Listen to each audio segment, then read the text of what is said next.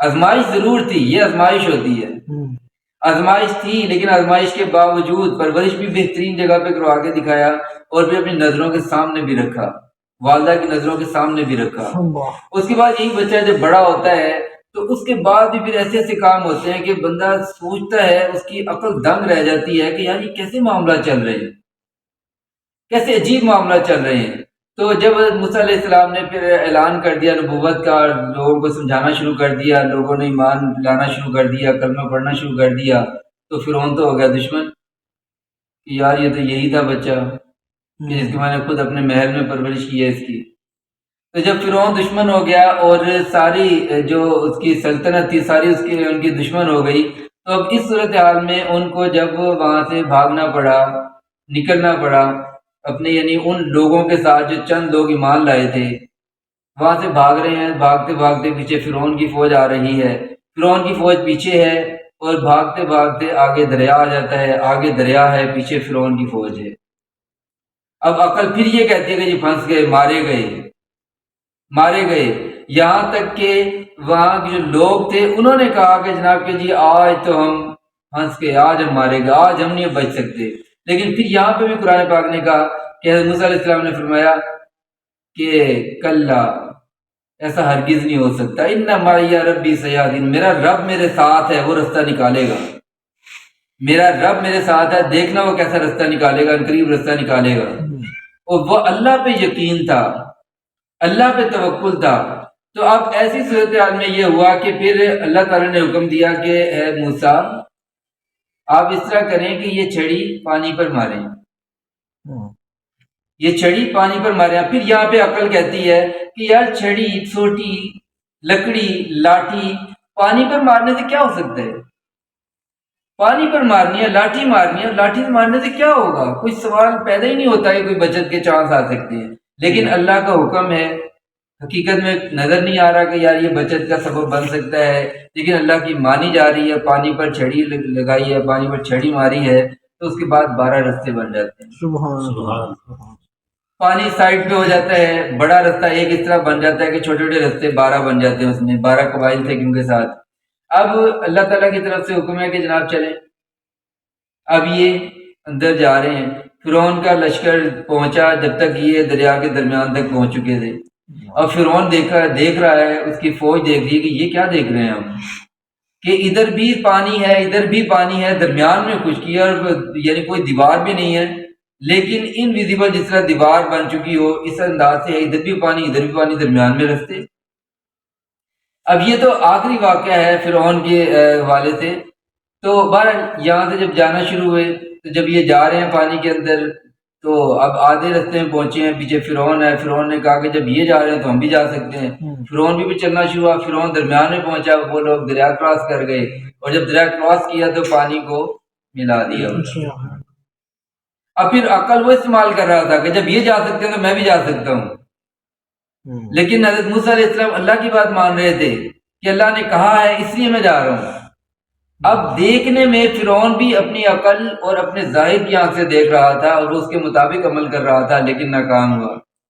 اسی طرح فرعون کے زمانے میں ہی حضرت موسیٰ علیہ السلام کو یعنی جو جادوگر تھے اس وقت کے، فرعون نے کہا کہ جناب اچھا یہ بھی بڑے جادوگر ہیں جو ایسا ایسا کر دیتے ہیں، تو جادوگر ہیں تو ٹھیک ہے جادوگروں سے مقابلہ کرواتے ہیں، تو آپ جادوگروں سے مقابلہ کرو۔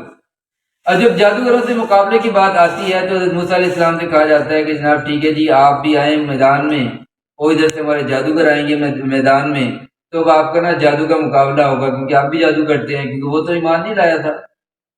اب جادوگروں کی پوری فوج ہے، بڑے بڑے جادوگر پوری سلطنت سے بلائے گئے ہیں جو اکٹھے ہوئے ہیں، اور ادھر سے موسیٰ علیہ السلام موجود ہیں۔ اب جادوگر پوچھتے ہیں کہ جی پہلے آپ اپنا ہتھیار استعمال کریں گے یا پہلے ہم اپنی چال چلیں؟ تو کہا جا رہا ہے کہ نہیں پہلے آپ۔ اب جب جادوگروں نے اپنے ہاتھوں کی رسیاں پھینکی تو وہ سانپ بن گئی۔ اللہ، تو حضرت موسیٰ علیہ السلام تھے تو انسان، نبی تھے، انسان تھے، وہ ایک دم گھبرا گئے کہ اور اتنے سارے سانپ، اور میں خالی ہاتھ، صرف ایک لاٹھی ہے، عصا ہے، اور تو کچھ بھی نہیں ہے۔ لیکن اللہ تعالیٰ فرماتے ہیں کہ آپ اس طرح کریں کہ اپنے عصا کو پھینک دیں، اب عقل پھر یہاں پہ ماتم کرتی ہے، عقل پھر یہاں پہ حیران ہوتی ہے، پھر ظاہر کی نظر یہ کہتی ہے کہ یار ایک لاٹھی ہے، لاٹھی سے مقابلہ کرنا تو بنتا ہے جتنا بھی ہو سکتا ہے، لیکن لاٹھی کو بھی پھینک دیں، خالی ہاتھ ہو جائے، نہتے ہو جائے۔ جب یہ بات سنتے ہیں موسیٰ علیہ السلام کہ اللہ تعالیٰ نے یہ وہی فرمائی ہے، لاٹھی پھینک دیتے ہیں۔ کون سی بات مانی؟ جو اللہ نے کہا، جو نظر آ رہا ہے وہ نہیں دیکھا، جو عقل کہہ رہی ہے وہ نہیں دیکھا، بلکہ یہ بات مانی ہے کہ جی اللہ کا حکم ہے، اسی میں کامیابی ہوگی۔ جیسے یہ لاٹھی پھینکی جاتی ہے، یہ اژدہا بنتی ہے اور سارے سانپوں کو نگل لیتی ہے، جس کی وجہ سے سارے جادوگر جو ہے وہ کلمہ پڑھ لیتے ہیں۔ اس کی دو وجوہات ہیں، وہ پھر کبھی انشاءاللہ بتاؤں گا کہ کیوں انہوں نے کلمہ پڑھا، جو مختلف مفسرین نے، محدثین نے اس پہ بات کی ہے۔ تو اس کے بعد ایک اور موقع ایسا آتا ہے کہ حضرت موسیٰ علیہ السلام کے ساتھ 12 قبیلے موجود ہیں۔ وہ 12 قبیلے ہیں اور 12 قبیلے پیاس کی وجہ سے نڈھال ہیں، پیاس لگ رہی ہے۔ وہ کہہ رہے ہیں کہ حضرت موسیٰ علیہ السلام سے کہہ رہے ہیں کہ حضرت پیاس لگی ہے، پانی۔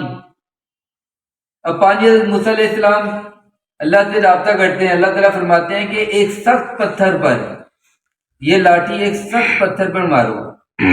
اب سخت پتھر پر لاٹھی ماری جاتی ہے، حضرت موسیٰ علیہ السلام اللہ کی مانتے ہیں، ورنہ عقل کہتی ہے کہ یار یہ لاٹھی ہے، ایک سخت پتھر پہ مارو گے تو ٹوٹ جائے گی، کوئی نرم جگہ ڈھونڈو، کھدائی کرو، ہو سکتا ہے کوئی چشمہ نکل آئے، عقل تو یہ کہتی ہے۔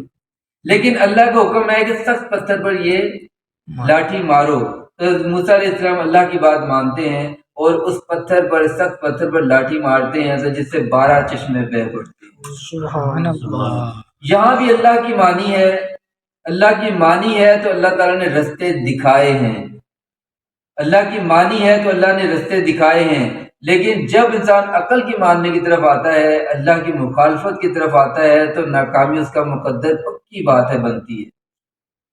تو اس لیے یہ جو واقعات موسیٰ علیہ السلام کی زندگی کے قرآن پاک میں جو شعر ہوئے ہیں، اس میں ہمارے لیے جو بہت بڑا سبق ہے وہ یہ ہے کہ ہم بھی یقین کی آنکھ سے دیکھیں، ایمان کی آنکھ سے دیکھیں اور اللہ پر یقین کر کے، اللہ کی مان کے دیکھیں۔ آزمائش تو آ سکتی ہے لیکن ناکامی کبھی بھی نہیں آ سکتی۔ بے شک۔ کامیابی کے لیے آسان ترین نسخہ یہی ہے کہ بندہ جو ہے وہ اللہ کی مانے۔ جب بندہ اللہ کی مانتا ہے تو پھر ناکام نہیں ہو سکتا۔ لیکن اگر بندہ اپنے ظاہر کی بات مانتا ہے، اپنے ظاہر کو دیکھ رہا ہوتا ہے، اپنے ظاہر کی آنکھ کو دیکھ رہا ہوتا ہے اور اپنی عقل کو اس طرح استعمال کر رہا ہوتا ہے کہ جو اللہ کی مخالفت میں جا رہی ہو، تو وہ ٹھوکر کھاتا ہے، وہ گرتا ہے اور وہ اپنا نقصان کرتا ہے اور ناکامیاں سمیٹتا ہے۔ تو اس لیے آج کا یہ میسج ذہن میں رکھیے گا کہ اللہ کی مان کے چلیں، اس میں پکی بات ہے کامیابی ملے گی۔ اللہ تعالیٰ مجھے اور آپ کو ہم سب کو عمل کرنے کی توفیق دے۔ آمین۔ ماشاء